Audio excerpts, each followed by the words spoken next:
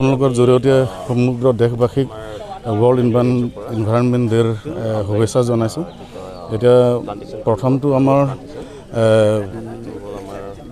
যেটো গাইডলাইন দিয়া হৈছে সেই গাইডলাইনৰ মতে আমি পুলিবিলাক প্লেনবিলাক ডিস্ট্ৰিবিউশন কৰিছোঁ। স্কুল কলেজ NGOs আদাৰ্স যেনেকৈ আহিছে যোনে যিকোনো সংগঠনৰ পৰা আমি তেওঁলোককে দি গৈছোঁ, যিমান পাৰোঁ ভগাবলৈ চেষ্টা কৰিছোঁ। আৰু আমাৰ ৰেঞ্জ অফিচৰ ফালৰ পৰা আমি খেৰণিটো আমৰেং লগাই ৰাস্তাৰ দুই কাষে আমি এটা প্লেণ্টেশ্যন কৰিম। আজি এতিয়া শুভ উদ্বোধন কৰিম আমি। গতিকে এই প্ৰায় 16 কিলোমিটাৰ এৰিয়াটো আমি বিশেষকৈ মোৰ এটা চিনেৰী মনত পৰে। যোগীঘোপলৈ যাওঁতে এটা জেগা আছে, তাত চাইছিলোঁ ৰাস্তা দুয়োফালে কৃষ্ণচূড়া সোণাৰুৰ ফুলবিলাক ইমান ধুনীয়া।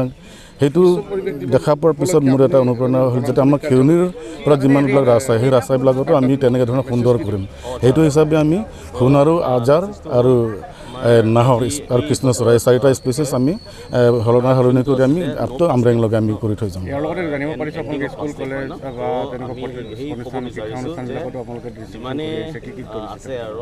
আমি মেক্সিমাম স্কুলবিলাকত এতিয়া কিছুমান স্কুলবিলাকত আপোনাৰ হেৰি আছে, কি কয় জেগা আছে, কিছুমানৰ জেগা নাই। এইখিনি সেই স্কুলটোৰ পৰিস্থিতি বা জেগা চাই পেলাই আমি মেক্সিমাম বকুল, নাহৰ, নিম এনেকুৱা জাতিৰ বস্তুবিলাক আমি স্কুলত বেছিকৈ দিছোঁ।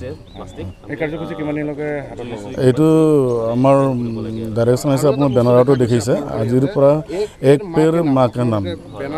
এইটোৰ জৰিয়তে আমাৰ 30 ছেপ্টেম্বৰলৈকে আমাৰ প্ৰগ্ৰাম চলিব।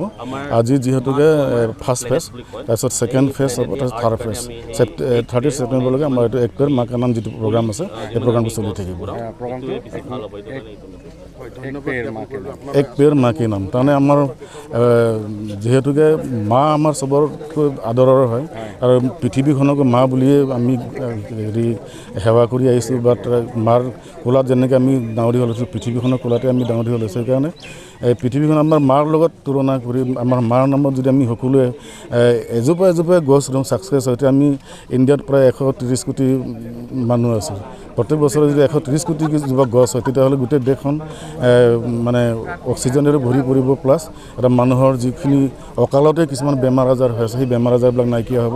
দেশখন এটা সুস্থ স্বাস্থ্যৰ অধিকাৰী আমি হ'ব পাৰিম। ইতিমধ্যে পৰিৱেশ বহুত বিনষ্ট হৈছে, আপুনি কি মেছেজ দিব? মই এইটোৱে আজিৰ আপোনালোকৰ জৰিয়তে এইটো মেছেজ দিব বিচাৰিছোঁ যে আমাৰ ভুলৰ কাৰণে আমি জীৱশ্ৰেষ্ঠ মানুহ হয়, কিন্তু জীৱশ্ৰেষ্ঠ মানুহে কিছুমান এনেকৈ অধম কাম কৰে যিবিলাক জন্তুবিলাকেও নকৰে। আজি আমি চকুৰ সন্মুখত দেখিছোঁ মৰুভূমি যিবিলাক দেশ আছে, আৰবিয়ান কাণ্ট্ৰিবিলাকৰ পৰা সোমালিয়া বা আমাৰ দূৰলৈ যাব নোৱাৰে, ৰাজস্থানৰ কথাটো আপোনালোকে চিন্তা কৰক।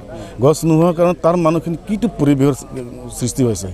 আমি সৰু থকা সময়ত যেতিয়া ইয়াৰ গোটেই জংঘলবিলাক আছে, কিছুমান ডাঙৰ ডাঙৰ গছ, কিমান ধুনীয়া ধুনীয়া জীৱ জন্তুবিলাক আছিলে, সেইবিলাক হেৰাই গৈছে।